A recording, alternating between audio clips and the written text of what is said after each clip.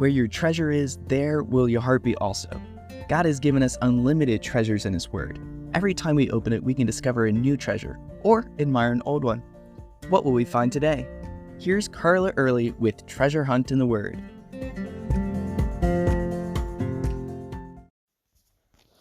We're all familiar with Arnold Schwarzenegger's line, "I'll be back," even if we've never seen The Terminator. History buffs would remember Douglas MacArthur's promise as he escaped the Philippines during World War II, "I came through and I shall return," which he did 2 years later. So here's a good trivia question. What biblical character said, "I will return again to you, God willing"? That would be Paul to the Ephesians in Acts 18. He was headed to Jerusalem for one of the feasts and stopped in Ephesus. The Jews there received him gladly, but wanted him to stay longer. He promised he would return, so Ephesus was his first stop on his third missionary journey in Acts 19. There he found a group of 12 men who knew about John the Baptist, but not Jesus. They didn't know Jesus had fulfilled all that John the Baptist said. After Paul completed their knowledge, they believed, were baptized, and received the Holy Spirit. Imagine trying to live the Christian life not knowing Jesus died for us and rose again and sent the Holy Spirit. I'm sure they were glad they ran into Paul. So many people are seeking. They know there's a spiritual side to life. They know that there is a God, but they don't know how to connect with Him. Sometimes just opening yourself up to questions, making yourself available, gives you the opportunity to share what a difference Jesus has made in your life. Sometimes just asking a coworker or someone serving you at a restaurant, "How can I pray for you?" opens up doors for spiritual discussions. And if you're afraid they'll ask questions that you don't have answers for, just be prepared to say, "I don't know, but I'll find out." And then you can do some research on it. Paul usually stayed in one place for just a few days or a few weeks, depending on how long it took some disgruntled group to throw him out of town. In Corinth, he stayed 1.5 years. But in Ephesus, he stayed more than 2 years. As usual, he started out preaching boldly in the synagogue.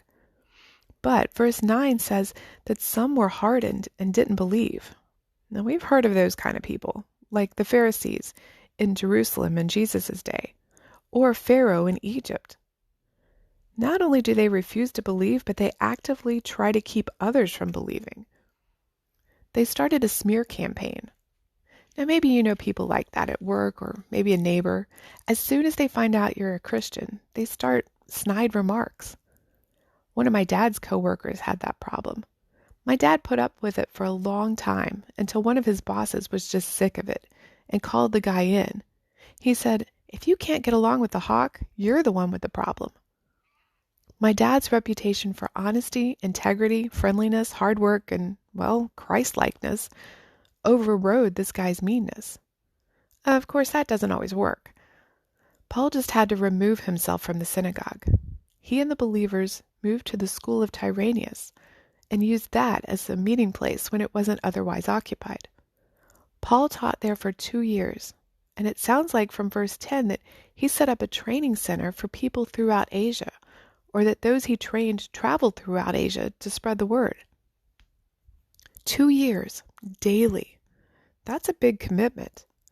But imagine all he could accomplish during that time. Just think of that little old lady Sunday school teacher that you had back in first grade if you grew up in church. Practically every church has one or two of those who's been teaching the same age group for 50 years or more. Literally generations of kids have gone through her class, and she has patiently taught and loved each child. That's commitment. Don't you think the founding fathers of our nation needed that kind of commitment back in 1776 when they signed the Declaration of Independence? They committed their lives, fortune, and honor to see it through to the end, one way or the other. That's the kind of commitment God may be calling you to. That's something that we need to pray long and hard before beginning, but not shy away from. It's the kind of commitment where we can see long-term results. Like this podcast. I've been doing it for more than 4 years now, Monday through Friday. And guess what? This is our 1000th episode. I know God has used it in the lives of our listeners. In fact, I'd love to hear from you today as how God has taught you through this podcast. You can contact us at treasurehuntintheword@gmail.com. We'd love to hear the treasures God has given you through His Word. You can listen to other episodes on our website, which you can find in the description below. Thank you for listening, and remember, where your treasure is, there will your heart be also.